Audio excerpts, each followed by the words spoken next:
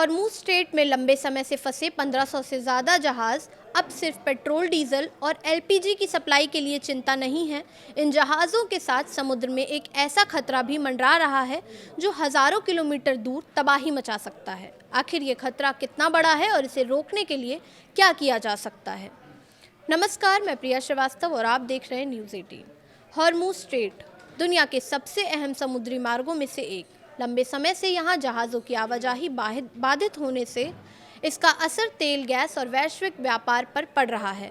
लेकिन अब इस संकट का एक और पहलू सामने आया है, समुद्री जैव सुरक्षा का खतरा। फारस की खाड़ी में लंबे समय से बड़े 1500 से ज़्यादा वाणिज्यिक जहाज़ों को लेकर वैज्ञानिकों ने चिंता जताई है। वजह है इन जहाज़ों की बाहरी सतह पर जमा होने वाले समुद्री जीव, शैवाल, परजीवी और दूसरे माइक्रो ऑर्गेनिजम्स। दरअसल जब कोई जहाज़ लंबे समय तक समुद्र में एक ही जगह खड़ा रहता है तो उसके निचले हिस्से पर समुद्री जीव चिपकने लगते हैं। इस प्रक्रिया को बायोफ्यूलिंग कहते हैं। अब इसका असली खतरा तब पैदा हो सकता है जब हॉर्मुज़ स्ट्रेट खुलने के बाद ये जहाज़ अलग अलग देशों के बंदरगाहों की तरफ रवाना होंगे। जहाज़ों के साथ उनकी सतह पर चिपके जीव भी हज़ारों किलोमीटर दूर तक पहुंच सकते हैं, यानी एक जगह का समुद्री जीव दूसरी जगह पहुंचकर नई मुसीबत खड़ी कर सकता है। किसी बाहरी प्रजाति के नए समुद्री क्षेत्र में पहुंचने पर कई बार उसके प्राकृतिक दुश्मन मौजूद नहीं होते। ऐसे में वो तेज़ी से फैल सकती है और स्थानीय मछलियों, समुद्री पौधे और दूसरे जीवों के लिए खतरा पैदा कर सकता है। इसका असर सिर्फ समुद्र तक सीमित नहीं रहेगा। मछली पालन, जलीय कृषि, तटीय उद्योग और इनमें जुड़ी अर्थव्यवस्था भी प्रभावित हो सकती है। यही वजह है कि लंबे समय तक खाड़ी में खड़े जहाज़ों का संभावित सुपर स्प्रेडर माना जा रहा है। और खतरा इसलिए भी बढ़ सकता है क्योंकि फारस की खाड़ी का समुद्री वातावरण गर्म है।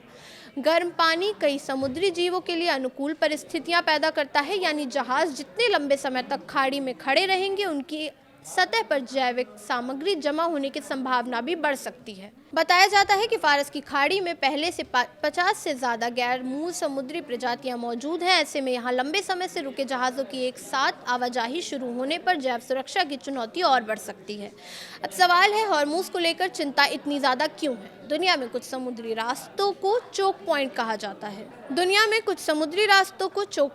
जाता है। ये ऐसे रणनीतिक मार्ग हैं जहां आवाजाही बाधित होने पर वैश्विक समुद्री व्यापार प्रभावित होता है।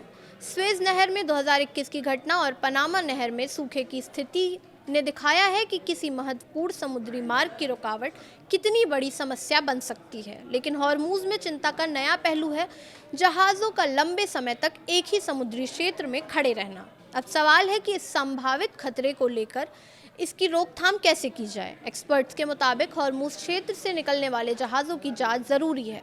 जहाज़ की बाहरी सतह पर जमा जीवों और जैविक सामग्री की पहचान की जा सकती है।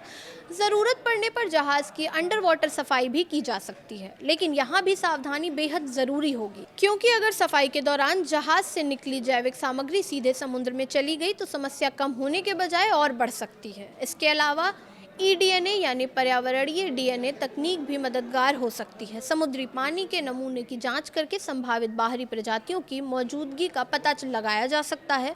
ऑस्ट्रेलिया और न्यूजीलैंड जैसे देशों में समुद्री जैव सुरक्षा के सख्त नियम हैं। वहाँ संदिग्ध जहाज़ों की जांच और ज़रूरत पड़ने पर सफाई की व्यवस्था है। लेकिन अगर बड़ी संख्या में जहाज़ एक साथ अलग अलग बंदरगाहों की ओर बढ़ते हैं तो चुनौती काफ़ी बड़ी हो सकती है। यानी हॉर्मुज़ का संकट खत्म होने के साथ जहाज़ों का दोबारा चलना निश्चित तौर पर राहत की खबर होगी।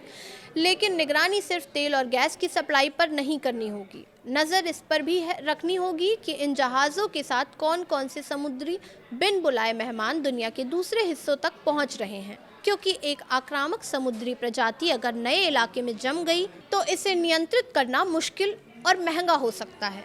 इसका असर पर्यावरण के साथ साथ मछली पालन, जलीय कृषि और तटीय अर्थव्यवस्था पर भी पड़ सकता है। यानी हॉर्मुज़ का संकट सिर्फ समुद्री व्यापार का संकट नहीं, अब ये समुद्री पारिस्थितिक तंत्र की सुरक्षा का भी सवाल बनता जा रहा है। फिलहाल इस वीडियो में इतना ही। ऐसे ही और वीडियोस के लिए देखते रहिए न्यूज़ 18।